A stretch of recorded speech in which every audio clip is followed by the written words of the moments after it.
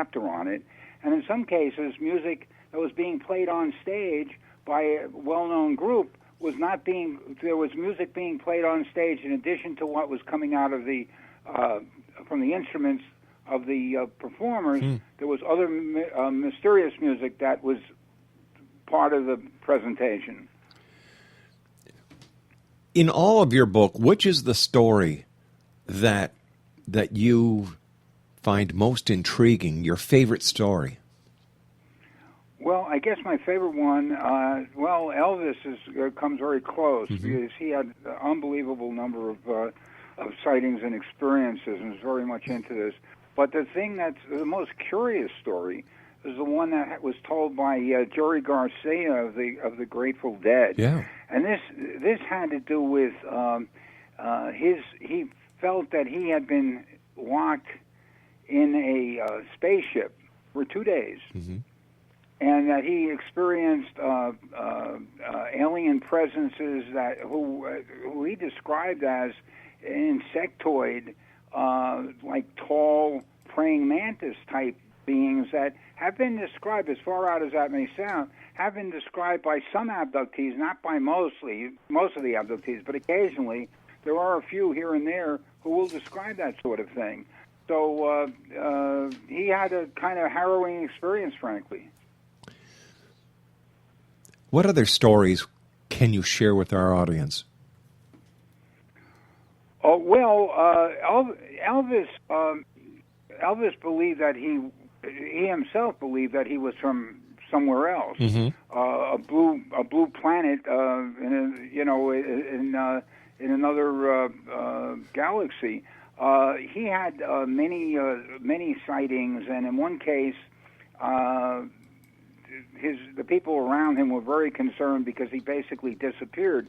He had gone looking at a UFO, and he disappeared. And then they saw not just Elvis, but his bodyguards and people with him, members of the Memphis Mafia, saw the UFO. Now, what was very interesting about Elvis is that at the time when he was, at the exact moment when he was born, according to the attending physician and according to Vernon Presley, Elvis's father, there was a strange blue light over the small cabin in Tupelo, Mississippi. And later, Elvis actually and his father and Larry Geller, a very close friend who was his hairstylist, saw UFOs at Graceland. Wow. What's the story about John Lennon with the UFOs or moon dogs? Yeah, there were two experiences that John had. One, he was with May Peng, whom I've met. In fact, she was at one of my UFO. She helped me open up one of the UFO conferences we had here many years ago in New York. And John and May saw this, very nuts and bolts type of spacecraft that was close enough that they could hit it with a rock. It was on the roof of the building that they were staying in, and they were both naked, and they went out on the roof to observe this thing, and had lights around the lower edge of it and a red light up on top. And John actually took pictures of it, but unfortunately nothing developed on that film. Tell us a little bit about your organization, the New York Center for Extraterrestrial Research. Well, the organization is a small organization. We've been around for about more than 20 years now, and the idea is to work, and we do work with other organizations such as MUFON and other leading organizations all over the place to get the information out. Mainly, what I'm doing here is trying to get the information out both to the public and to the media. And working on the media end of it is a very frustrating deal because the media basically does not want to know this. Now, I was on Bill O'Reilly's show on the Fox News Channel many years ago. And Bill actually said, he was more open to this than I thought. He said he said that I was the guy that the aliens were going to call. If they called anyone, I'd be the one. So I'm waiting for that call. Instead of E.T. calling home, E.T.'s going to call Michael. think so. Maybe. I don't know, really. We'll see. Do you think in our time, Mike, we'll see disclosure? Well, actually, somebody had just asked me that question. Somebody who's been in UFO research for many years who felt that disclosure was imminent. I think disclosure is probably coming soon, but that disclosure will not be something that the government of the United States, which basically is the key to this information coming forward, that they'll do voluntarily. They'll only do it when and if they're forced to do it, and that would be when a landing seems imminent. And then at that point, of course, they will make an announcement. You know, with the case of the NSA whistleblower Snowden, with all the access he had to the NSA and all the people who have leaked information to the WikiLeaks, how come none of the information has had anything to do with UFOs? That's a good question. I have no idea what's in there. I might not want to know too much about it, but given what happened to Snowden, but or what's going to happen to him, but who knows? It's very hard to say. I mean, they can't. WikiLeaks can't be everywhere with everything, and I don't really know, but I do know that there are 400 former military people who are whistleblowers. Mm-hmm. Now, if that hasn't forced open disclosure by now, I don't know what will, unless the government, as I say, has no choice but to do it because the UFOs are coming. Michael Luckman's my guest this hour, Exonation. He's the author of Alien Rock, The Rock and Roll Extraterrestrial Connection. It's a great book. Michael sent me a copy years ago, autographed. And his website is www.cosmicmajority.org. And don't forget, next weekend is Contact in the Desert. Once again, tickets are going fast. Accommodations, well, you can't get any through their website, but you can still go. Please do. It's going to be the event that is setting the standard for every other UFO convention, ET convention from this point on. I think that's very true. Yeah. And, of course, it's going to have the who's who of ufology, extraterrestrials, alien abductee. Travis Walton is going to be there. Dr. Roger Lear, who has extricated alien implants from people. Let me see. Jim Mars is going to be there. It's just going to be the who's who. The website to visit is www.contactinthedesert.net. That's www.contactinthedesert.net. Michael, you and I have to take our news break at the bottom of the hour. We will be back. Once again, for more information on Michael Luckman, his website is www.cosmicmajority.org. We'll be back on the other side of the news as the X Zone continues with yours truly, Rob McConnell. Don't go away.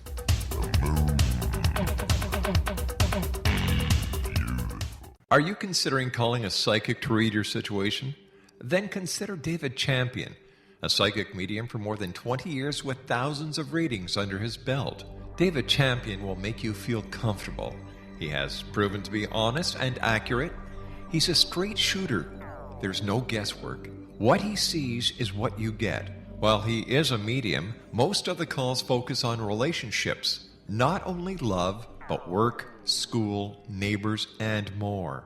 Need help with finding a job and preparing for the interview? Are you dealing with people who are obstacles in your path? For more information, go to davidchampion.com, $1.50 per minute paid by credit card with a minimum of 30 minutes. For your reading with David Champion, call 1-877-702-8598. That's 1-877-702-8598.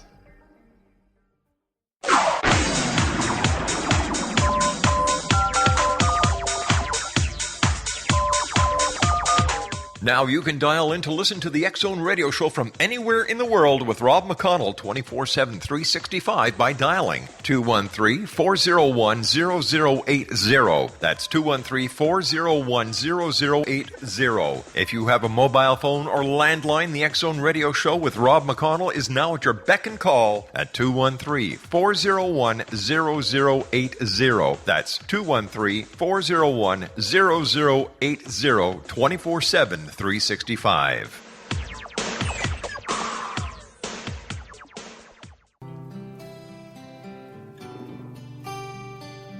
You're listening to the X-Zone Radio Show, live and around the world on the Talkstar Radio Network, X-Zone Broadcast Network, UK High Definition Radio, Euro High Definition Radio, and Star Cable. Our toll-free telephone number worldwide is 1-800-610-7035. Our email address, xzone@xzoneradiotv.com. On MSN Messenger, xzoneradiotv@hotmail.com, and our website, www.xzoneradiotv.com.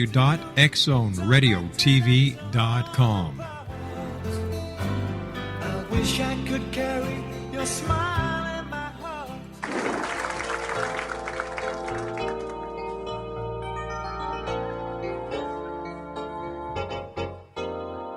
Well, I just got back from Roswell, where the aliens have been. And if you ask the feds the cause, well, they'll only lie again.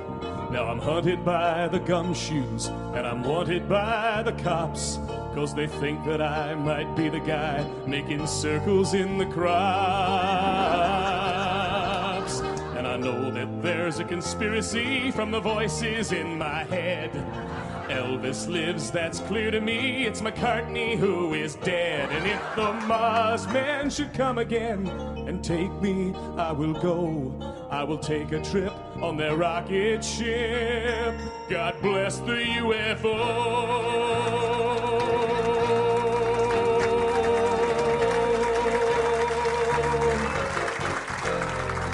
Give JFK this message. It's the Cuban Army's fault. And I know that Dave Koresh is alive inside a vault. We've seen reports in papers of a guy who knows about a car that runs on chewing gum, but the Arabs rubbed him out. And we loudly warn that America is badly unprepared. With the Cold War through, we need something new that can get you good and scared. Do you wonder just who is warning you of conspiracies today? We're the ones who fill the rumor mill. We are the CIA. And there you have it. God bless the UFO. My guest this hour is Michael Luckman. And Michael, thanks for joining us. You and I were talking during the commercial and news break about a sighting in California that you wanted to talk about. Well, last time I was on the show, we were talking a lot about the meteor situation, whether that might or might not be tied to Planet X. Mm-hmm.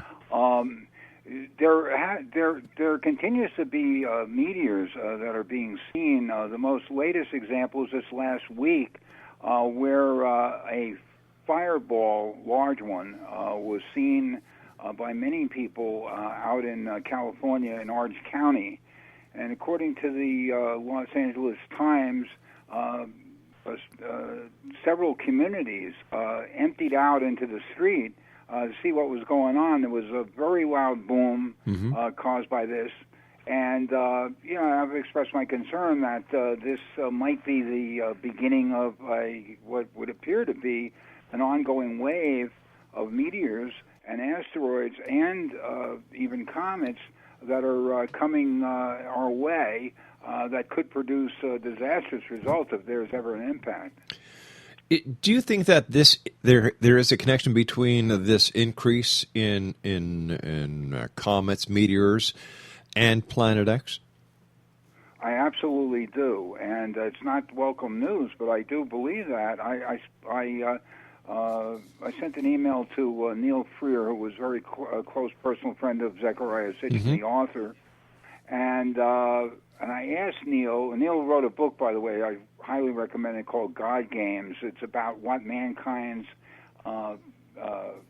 position should be vis-a-vis the Anunnaki, the beings from Planet X, when and if, assuming they exist, when and if they land.